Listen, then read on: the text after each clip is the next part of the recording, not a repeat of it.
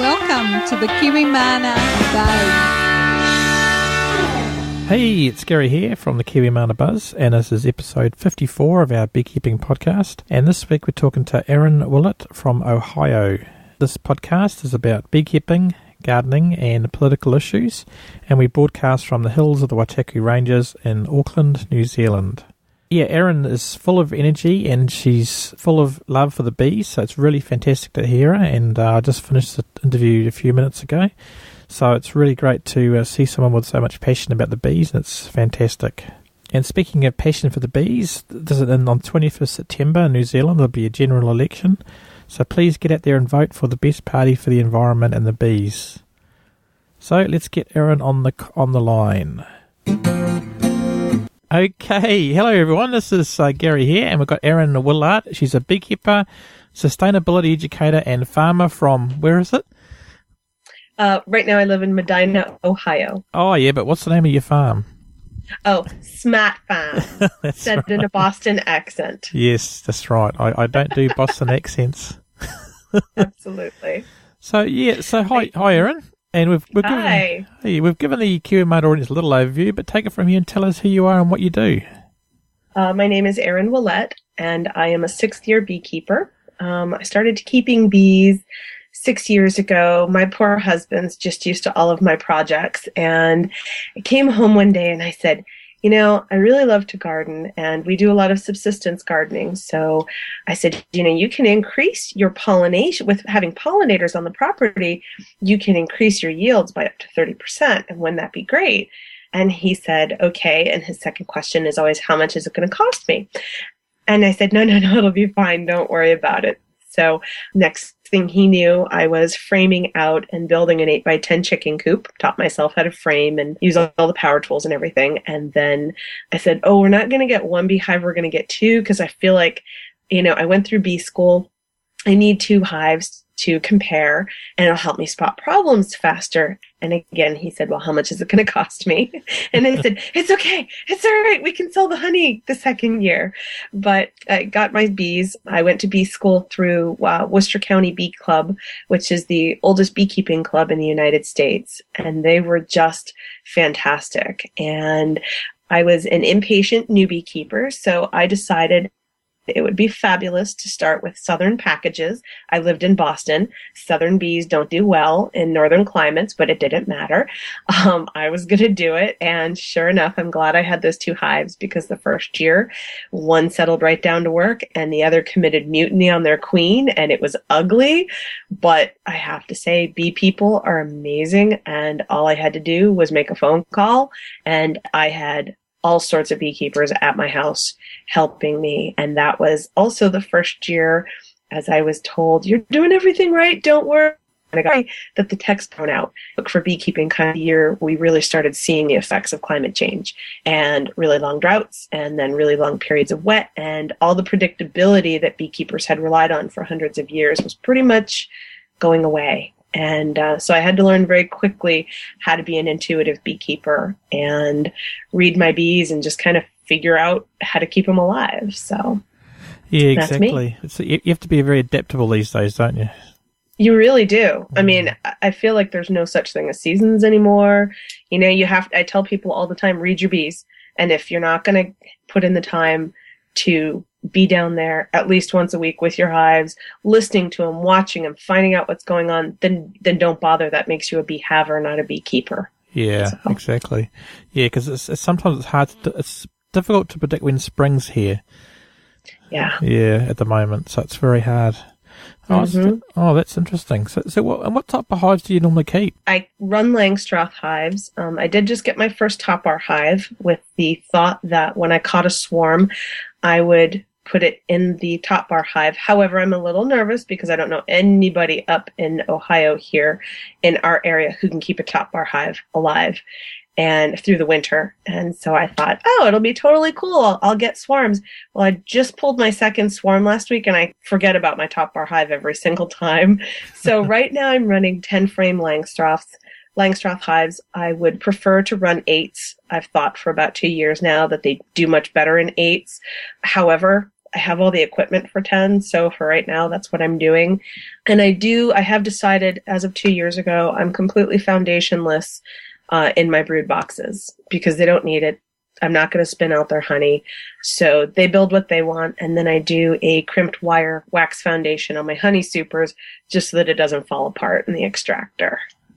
So. Oh, yeah, it's interesting because we had Michael Bush on recently, and he's foundationless in most of his hives. So, yeah, I'm going to give that a go this season. So it works. I mean, they're going to do what they're going to do. I pulled wow, it was amazing. 2 days ago, I pulled out a monster hive out of somebody's tiny little shed. And I got there and I said, whoa, I think you have 2 separate hives going on. We're talking on both sides of the shed. And of course, I'm thinking, score. So good thing I brought extra gear.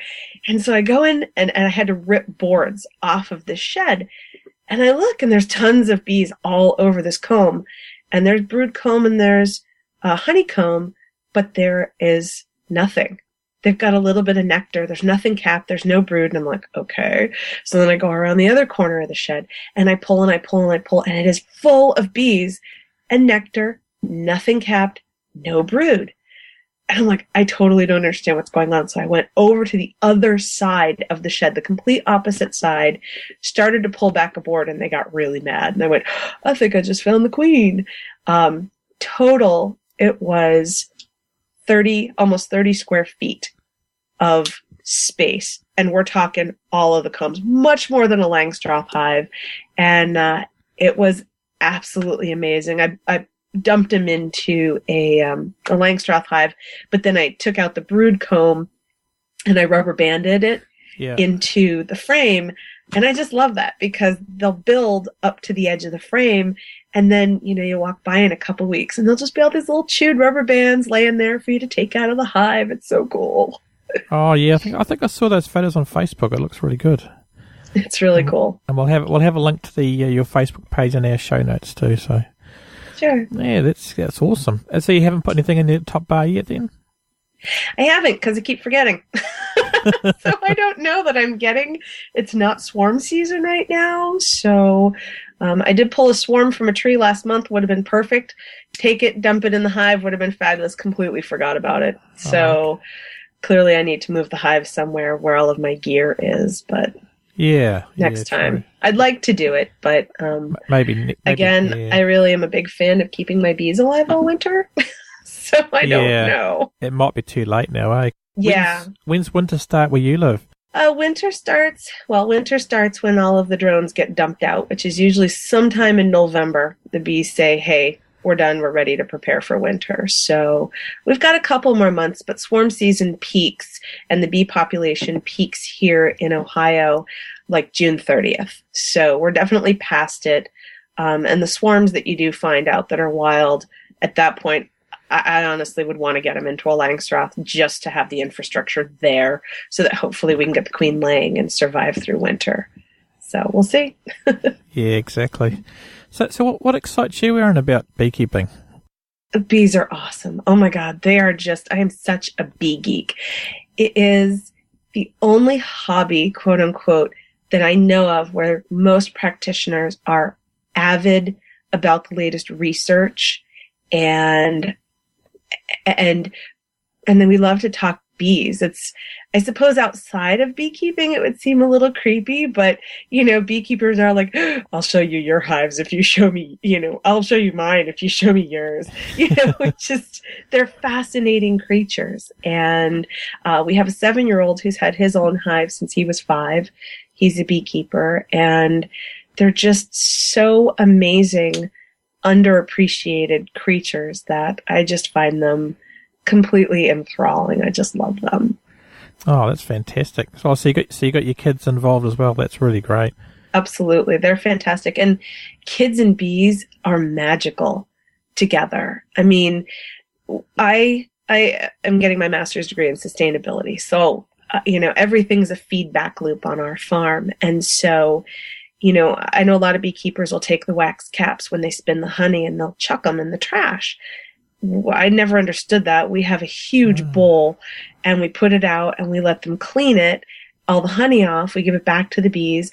The bees clean the honey off. They leave me with the wax caps. I melt them down, and then I make beeswax lip balms and hand creams and soaps and everything like that. And so when my youngest child, who has his own hive, when he was 2, he would walk right up to that bowl with all the bees on it, scoop out a big bunch of wax caps and the honey all over him, put in his mouth, and the bees would just fly off right before, and he would just go right up to the hive, trying to look inside, and he would listen to them, and he still does it to this day. And, bees are on a good frequency with kids, and, I think you have to learn to be afraid of bees. Yeah, I think that's right. I think if you're afraid, they'll attack. that's my It's thing. True. Don't go down when you're in a hurry. People say, "Oh, do you get stung a lot?" And I say, the times I've gotten stung, I've really deserved it. Yeah, it's true. I wasn't moving slowly enough. I wasn't being respectful. I got what I deserved. Ouch. Yeah, exactly. You got to leave all your bad thoughts at home. Yes, and don't eat bananas before you go to the hive. Learn that the hard way. Yeah, that's true. Isn't it a defense pheromone, the banana skins or something? Yes. Yep, it's the warning pheromone, and that even counts if you've had a smoothie with a banana in it. Again, as I learned the hard way. Oh, okay. So, yeah. So it's like fishing. All of my beekeeping errors have been learned the hard way. Yep, that's right. So listen, everyone that's out there listening. This is how you learn. Listen to other people. See. Absolutely. When I was a first-time beekeeper, first-year beekeeper, it was so frustrating because you'd ask a question of 10 beekeepers, you get 35 different answers. And I remember sitting there going, "Oh, I just wish there was a standard way to do it." And then so when people ask me now, I say, "Look, here's what I do, and here's why I do it. Either because the research says, or because I've learned the hard way." I tell people, just don't even bother. Don't waste your money on southern nukes. Just don't do it. Just get a locally northern bred nuke. It's just, it's 50% more, but it ends up being cheaper in the long run because you don't have to replace it and you're not having mutiny. So, I tell people, here's the research. Here's the way I've learned. This is why I do it. Take it or leave it. But, I'm a chemical-free beekeeper. I can tell people exactly why I do it. I'm like, you do what you want to do. But I have a reason why I don't medicate my bees. So. Oh, exactly. I think that the trick is to try stuff that works for you, Yeah. Absolutely. Everybody's different. So. Yeah, no, that's true about what you're saying about the southern bees, because we had Megan Pasker on and she was saying the same thing. And it's so bad. Yeah, exactly. Well, but they don't know. Well, I went to a bee talk 2 years ago. I don't know recent. I learned more about bee sperm than I ever wanted to know, but they have examined that they're bad queens. We don't know why they're not good queens, but they're just not. They almost always reject the queen, and save your money. Yeah, exactly. Well, I guess it's just adapted to the area as well, eh? So absolutely. I mean, we live in a northern climate. A southern bee has it's like getting a bee from Australia. It's summer here. It's winter there. That bee's not going to transition well, Yeah, it amazes me that they send bees from here to Canada. You think they wouldn't survive very well, but apparently they do. Yeah. So we'll see. Yeah. Yeah. Now I've got a time travel section of the podcast. So if you could travel back in time, and find yourself before you started beekeeping, what's the one thing you'd advise yourself about beekeeping? It's a good question. I think the biggest I would have started earlier.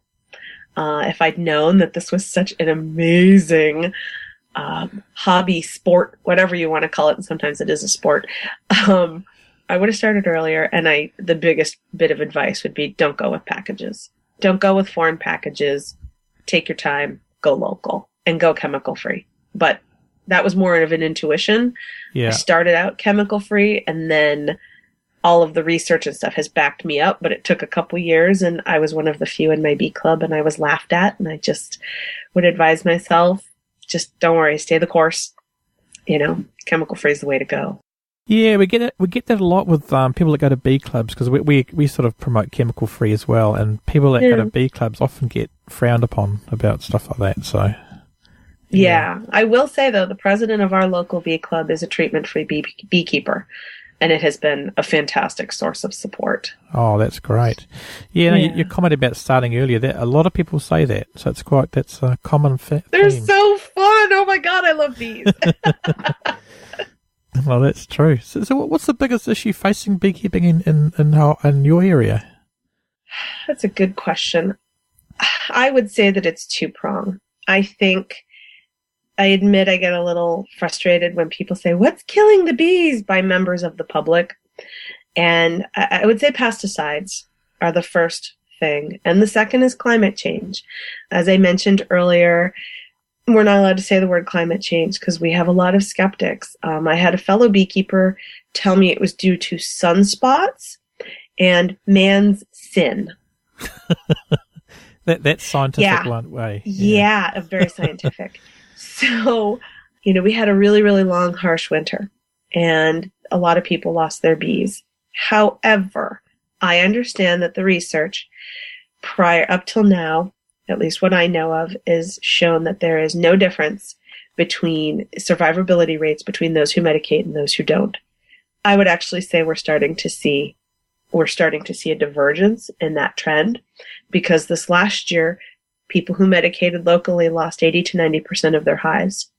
Myself and everyone else I know that doesn't medicate lost none, or very few.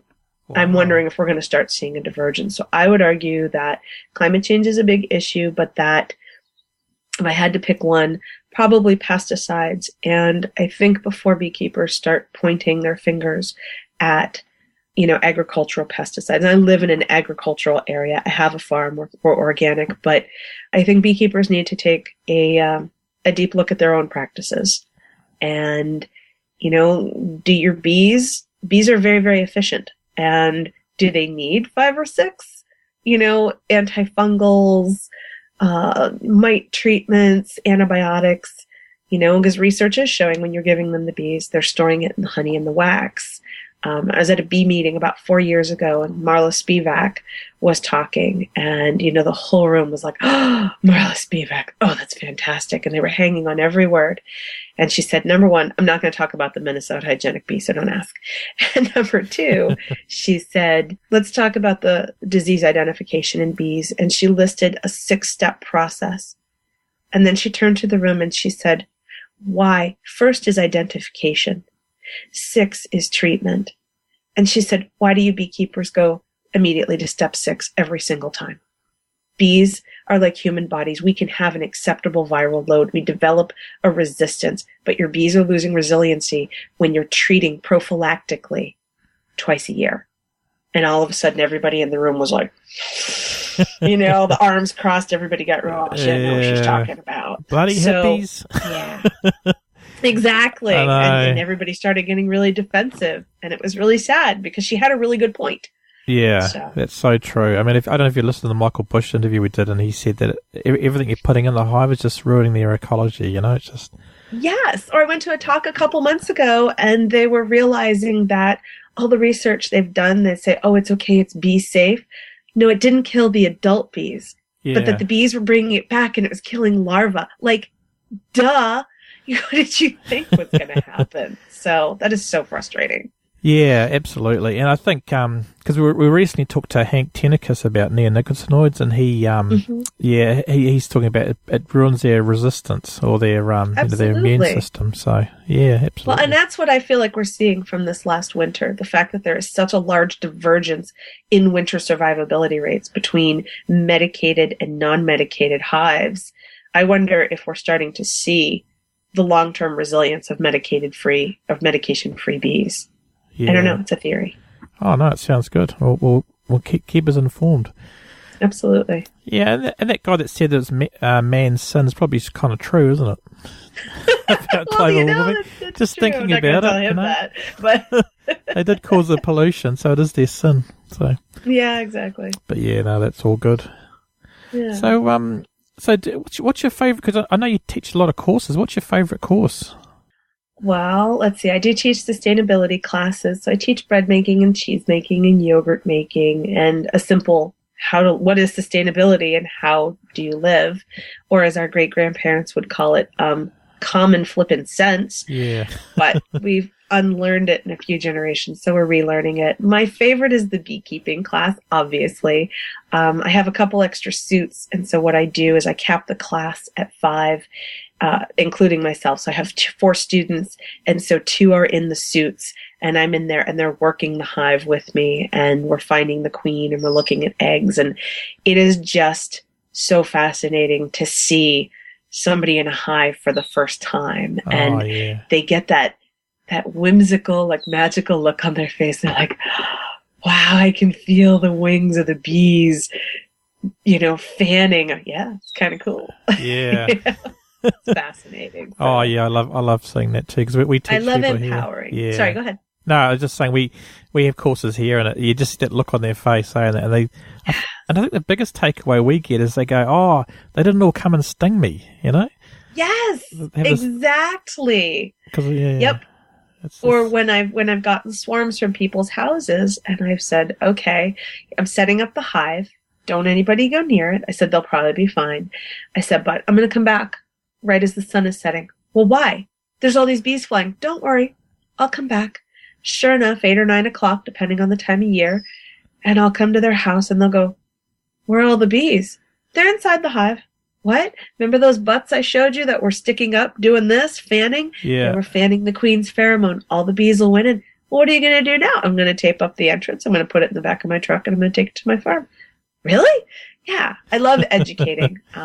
Whether it's any class, beekeeping or otherwise, that I'm teaching, my goal is to empower and inspire people, and I want them to feel empowered. And, not everybody should have bees. I don't want bee havers out there. There were 3 cases in the county last year confirmed of American foul brood. And I'm like, one case was bad, 2 cases beyond awful, 3 means somebody doesn't take care of their bees. Yeah. Sorry, because that's the only bee disease where you have to burn the hives, and it's not okay. So I do know a lot of bee havers. Those are the ones that'll call you once a year and go, oh, they basically want you to do all their spring maintenance because they haven't done anything for 2 years. Yeah, I don't like those people. We get that all the time. Yes, exactly. Bees are great, but don't spend the money. Yeah, I haven't opened my hive for a year, and they look pretty slow now. What's wrong? Yes. Yeah, exactly. At that point, I'm just like, you know what? I'm going to come confiscate your hive. Yeah, no. I'm tempted sometimes. Yeah. Well, they have them in a single box for like 3 years. Yes. Oh my God! Somebody called me last year, and she said, "So I got bees 3 weeks ago, and I'm just not sure what's going on." I said, "Did you do bee school?" She said, "Oh, I didn't have time for that." Yeah. Okay. Did you read the book? Oh, I'm about like a third of the way through Kim's book.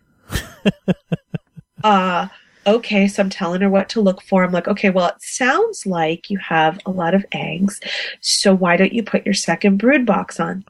My what? Yeah. You do have a second deep, right? Because here we all run deeps, and then usual people do mediums for the honey supers, and I don't know what that is. I'm like, okay, I gotta go. Hang up the phone and go, you haven't even tried, you know? Yeah, go and read your book. Yeah. Exactly. And then the other side of the coin, we have people that come over and they go, oh, I've read 15 books already and I'm keen. And it's really amazing. I love that. Absolutely. Yeah. Beekeeping, I feel like successful beekeeping, because I've had bees in Massachusetts and now I've had bees in Ohio. The first thing you need to do, and I tell people this all the time, like join your local bee club. There are lots around, usually in every county has one, and just connect, because keeping bees doesn't mean anything if you're not connected to other beekeepers. I called Kim Flodham, he lives right down the road, last winter, and I said, hey, can you come look in one of my hives? He's like, what do you need? I'm like, I just need a second set of eyes. I'm not sure what I'm looking at here. It's not something I've encountered. It's all about networking and collaborating, because we help each other out. Absolutely. And all beekeeping's local too. So, stuff you read on the internet and stuff is great for the area, but not for your area. Exactly. Because I'm sure things are different in Auckland, New Zealand than Ohio. So You think? I think so. So Absolutely. we've kind of already touched on this already. But what do you think's the biggest mistake you see a lot of new beekeepers making these days? I think it's this delicate dance between learning your quote unquote textbook, here is a super, this is what you do with a frame, and learning to read your bees. And I feel like there's such a fear of making mistakes that they follow the steps instead of really looking at their bees and go, well, okay, I did this because this is what you're supposed to do in May, but they're not really ready for it. Yeah. Or, I worry that beekeepers aren't learning to read their hives and read their bees, because every hive has a personality and you just have to spend time with that hive. I have one hive. I love wild bees. I think swarms that have been in a shed or a barn or whatever for 2-3 years, those are my favorite bees because they're resilient. They add great genetic diversity, but they have great personalities. And this latest, I got stung a bit a couple days ago pulling this one out of the shed because it was a monster hive. But I have a hive I pulled out of somebody's barn last year, and they are just unfailingly polite. They're resilient. They fought off a wasp attack, but they are just, I hit them with the riding mower last year, spun them around 180 degrees, and they apologized to me for being in the way. I mean, they were just terribly sorry. Oh, sorry. I thought I was going to die. Yeah, no, they totally fine. So that's what I worry about, is that people aren't learning to really be intuitive about their bees, because every hive is different. Yeah, it's true. Yeah, that's interesting. If they fought off a wasp attack, you think they'd be quite aggressive. That's what I didn't think they were going to make it. And when I went in a couple weeks later, because at that point there was nothing I could do. What do you do when it's the end of October? The bees that are going to be there through February, that's it. And the wasps, they're at peak population. You probably had 60,000 honeybees in the hive, if even, and the wasps 150,000, and they just kept coming. And I couldn't open the hive to check because, for every one honeybee I saw like 5 wasps, and it was just really bad. And I went thinking, well, I might as well haul the gear, back to storage. And I went, oh my God, she's still in there. They're alive. And they did fantastic. So. Oh, that's amazing. Yeah, it was great. Yeah, that's good. So you touched on there, you've got wasps. Are they the Yellowjacket ones, are they? Yes. Yeah. Horrible. I understand they're beneficial pollinators, but let's be honest, and Yellowjackets are just jerks. Yeah, they just are. They are. I hate them. We have a lot of problems with them as well. They're awful. Yes. So what I'm trying to do this year is I put out a lot of those fly traps, and I put like a juice and cat food or rancid meat, and I'm trying to catch the queen or the Yellowjackets or something to try to tamp down that population before it grows. Yeah, so far, all I've caught is little flies, but hey, I'm going to try. Yeah, exactly. Apple juice is good. Try that. Yes, absolutely. And there's got to be some sort of meat in there, because Yellowjackets are carnivores. Yeah, that's true. Yeah, no, we've trying some different traps last year, but we're going to do some more this year. So, no, they're a pain. They're horrible. Horrible. And so, do you have any other pests in the area that you have to deal with? In Massachusetts, I knew people who lost half their apiary due to a bear attack. I do keep all of my beehives on 2 cinder blocks high, and that's probably, I don't know, it's fairly high, because if a raccoon or a skunk, those are usually our biggest pests where I have my hives, it forces them to get up on their hind legs and expose their belly so the guard bees can come and sting them. But I had a hive that had died last year, just weak. So I ended up taking some frames, combining it with another one, didn't think anything of it, hadn't moved it, and I'm assuming it was a raccoon, came and ripped my entrance feeder jars out, took all of the comb out, destroyed it, just it was this game we played for a few weeks until I finally went, duh, I should probably just move the empty hive. Yeah. But other than that, we don't have too many. Hive beetles can be a problem. Oh, okay. I haven't had a problem, but a lot of people around here have had problems with small hive beetle. And your hives are coping with the Varroa mites okay? Well, conventional beekeepers are medicating the crap out of their bees, and they think it's helping.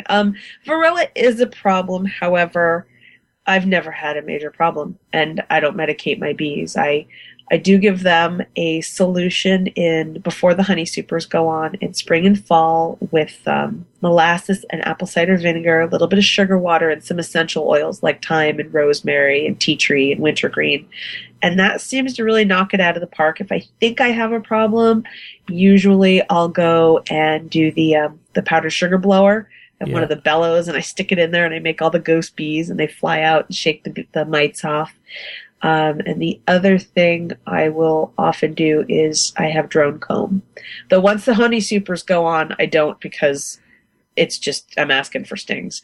So, but I usually do drone comb and I cull it, is it 23 days? I can't remember. I would have to look. 20, and I cull it and it's worked beautifully. So. Yeah, we do that. We have drone comb frames. Yeah, I think it's 21 days. Absolutely. Yeah, that works. Yeah. What is it? A pound of prevention, an ounce of prevention is worth a pound of cure. Exactly, and it also gives the chicken something to eat too, doesn't it? So, exactly. Yeah. They love it. It's all that circle of life stuff, isn't it? It really is. Yeah. It is. That's where our agricultural system is. The last 60, 80 years, we've really placed ourselves above everything, every creature, all of the land, when the reality is we are part of a system. We take care of the bees take care of us. It just seems natural to me that we would take the wax caps with the honey, and feed it back to the bees, and then they clean the wax caps for me, and I get to use them to make my products. Thank you, bees. Yeah, exactly. Yeah, the time's interesting, because we're talking to Ashley Simpson soon about that too. She's doing a study about adding thyme with sugar to feed the bees, so which is something we've been doing for years and years, but she's actually studying it at the university. So isn't it funny? It's like, people go, oh well, somebody finally has to study it when we should have been doing it all along. The old wives' tales, unfortunately or fortunately, really did make sense. We do things for a certain reason, and it works. Oh, I think your backyard beekeepers are the best scientists in the world, aren't they? They try everything. Absolutely. Absolutely. I love the old timers. They're not very friendly to chemical-free beekeepers, but I love to hear some of the methods they use. I don't smoke my bees, for example. Number one, I suck at getting the thing to stay lit for more than 15 minutes. Maybe I'm just impatient, but if you're approaching your bees respectfully, bees, I had a very good bee mentor, and she told me that bees, when they're happy, they hum in the key of A, and when they're angry, they go up to F. And so I hum in the key of A, and I can bring a hive back down within a few minutes, but it also calms you as well. And so, unless I'm extracting, I hate my smoker. I just hate it. So I don't use it. Yeah, no, they are hard to keep going. I must agree with that. The trick is get a big one, because they're easy to light. They're really tall ones.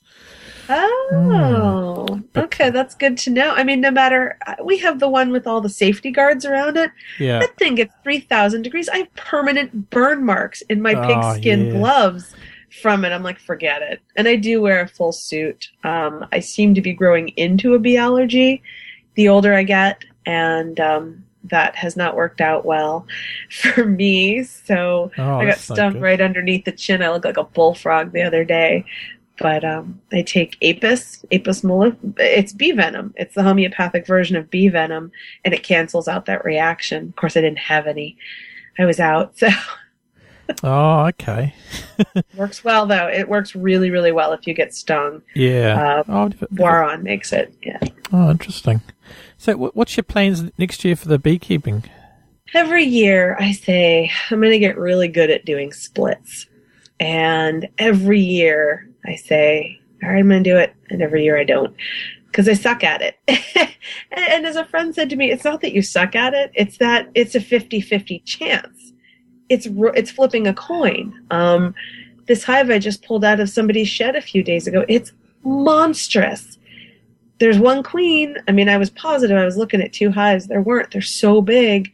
I worry about them swarming, but I also don't want to take a bunch of bees and have them die in a new hive. So queen rearing doesn't interest me. It's fabulous, and I just worry because I am in grad school full-time for sustainability, and I have 3 children, and I run a business, and I run a farm, and I just worry that I would miss. Every once in a while, I miss on a drone comb, and I go, oh, crap. You hatched 2 days ago, and I wrote it down wrong on the calendar. Oh, yeah. So yeah, it's true. I'd really love to get good at splits. Oh, yeah. You have to look at this method we use, and it works really well. We have about a 98% success rate. Really? I need to know that. Yeah, have a look on our site, because it's a really simple method. Need a queen excluder to do it, but it works really well. All right, that sounds good. Give it a go. It makes the bees create their own queen, so easily. Yes. Well, I had a hive go queenless. We had a flood, a really bad flood.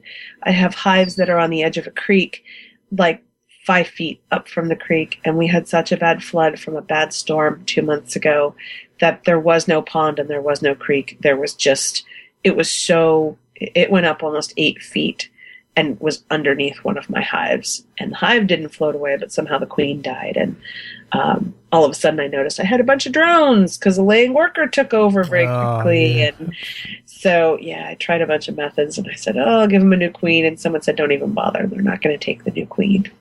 Okay, so I did the second best method. You've got to shake them all out away from the hive. Yes, exactly.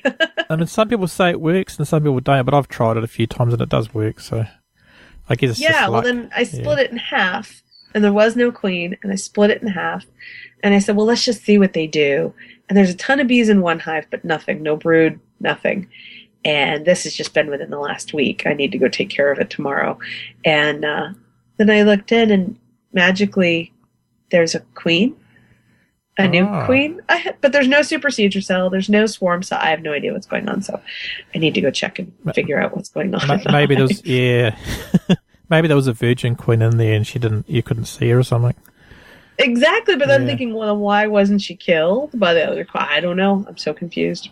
But just as soon as I feel like this is what beekeeping has taught me, this is what the bees have taught me, is no matter how much I think I know, and no matter how good I am at it, the bees go and do something to remind me that I know nothing, and they will do exactly what they want when they want. And I just have to deal with it. Well, the bees are better at being bees than we are, so... That's what I tell people a lot when they go, well, you have to medicate your bees. Like, you know what? I really trust that my bees have been doing this for a lot longer than I have. And so I'm going to trust that their instincts are much better than mine. Exactly. They've been around a lot longer than people have, haven't they? Yeah. I mean, we're really not beekeepers, are we? Because, if they want to swarm, they'll swarm. No matter how much you try to prevent it, we're really kind of bee guiders or bee managers. Yeah, that's it. Exactly. Okay, so is that a train in the background? I can hear that. That sounds cool. Yes. Yeah. All of this fracking that you hear about. Yeah. We don't have it in our area, but in other areas of Ohio, it's big. And so what happens is, I guess the train tracks near us used to be, nobody used them for years and years, but now there's this big oil and gas boom, this natural gas boom with fracking. And so now you see the big trains of chemicals going by. It's really sad. Oh, that is sad. Mm-hmm. That's not good. Well, just one more question. If you've got, a couple more. If you've got could recommend one book for beekeepers, maybe beginners or experienced ones, what would you say? Good question. Look at my bee shelf is downstairs. I really like The Backyard Beekeeper because it's basic. I really like. Well, I like history. I mean, I feel like if you're going to learn beekeeping, even though I tell people to read books all the time, I learn by doing. So for me, it's going to the bee club and asking questions. I really like, what is it, the ABC and XYZ of beekeeping. Oh, it's yeah. just so much fun. I've got that book. Actually, yeah. I wish that I had read that before I started beekeeping, because even though everything was explained in school, in bee school, I honestly wasn't sure what a super was when I had my first bees. I just didn't know some of the basic terminology. We kind of dove right into it in bee school. So that's a really good one. Ross Conrad. I like all of the beekeeping books that deal with natural beekeeping. But again, I read them 2 or 3 years after I started beekeeping because I needed to learn the hard way first. Exactly. Oh no, Ross Conrad's a great book, isn't it? Absolutely. Yeah. We talked to him the other day. He was trying to get him on the show, but he's too busy. So. Oh. Yeah. Never mind. And so what's the best way for people to get in touch with you then, Erin?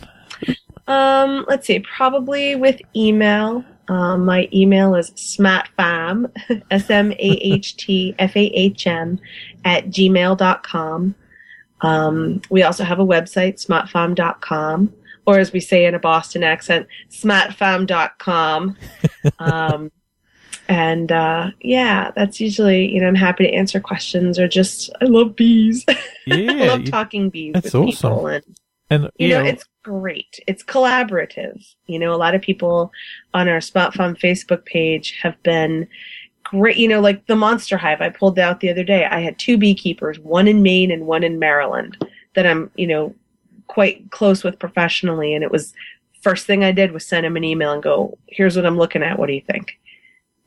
Collaboration is the key to successful beekeeping. Oh, absolutely. I mean, that's what our blog and podcast is about, trying to educate the world about bees and, different ways to keep them. So, well, and Absolutely. It's fascinating because you interview people from all over with different, whether it be a rooftop beekeeper or, completely natural beekeeping, we can always learn from one another. There is a possibility that we may be relocating to Switzerland in a few months for my husband's job. And I said to my husband, I'll be okay if we sell the farm, but I need to connect with beekeepers because I will die if I do not have bees to play with. And whenever we travel, my husband is a poor man. I have a huge my honey collection. Everywhere I travel and when friends travel, they will send me honey because it's terroir. It's the terroir being the taste of place, and so you can go, oh, this is from Spain or this is from Saudi Arabia. This is amazing. And so every time we go somewhere, my poor husband knows the first thing we're going to do is find local honey and find local beekeepers. He took me away for my 40th birthday thinking it was going to be this romantic thing. And I'm like, we're on an island. I wonder if there's beekeepers here. And I would love to talk to them about raising bees and blah, blah, blah, blah, blah. One more book I forgot to mention. Yeah. I really love Tom Seeley's Honeybee Democracy. Oh, yeah. I really feel like if you want to understand how a hive works, you got to read that book. Yeah. He's a great guy, and he's fantastic. Yeah. Oh, we have a few listeners in Switzerland, so if you're out there, guys, get in touch with Erin. Tell her where the I'll be in beekeepers touch are. with them. I'm going to be that foreigner going, bonjour. Can I please work your hives with you, please? Exactly. Oh, that's fantastic. Yeah. Oh, well, thanks so much for coming on, Erin. It's been really great. Thanks so much. It's been great. I look forward to listening to more. I've listened to a couple of your podcasts so far, so I look forward to going back in the archives and learning. You've had some fantastic people. Oh, yeah. It's some people are crazy. They listen to the whole lot. I think, oh. Well, I have to take things in bite sizes because with grad school, it's like, okay, I've taken an hour. Okay, now I have to get back to studying. Yeah, exactly. I think some people go on long car drives and they listen to us for like 4 hours and stuff.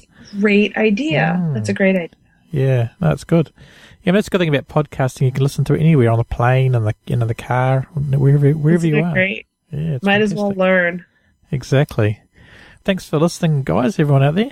And the show notes for this one are going to be kiwimana.co.nz/54. You'll see all the links there in the books that Erin mentioned. So thanks again for coming, Erin. And Thank you. You stay there and we'll end the show.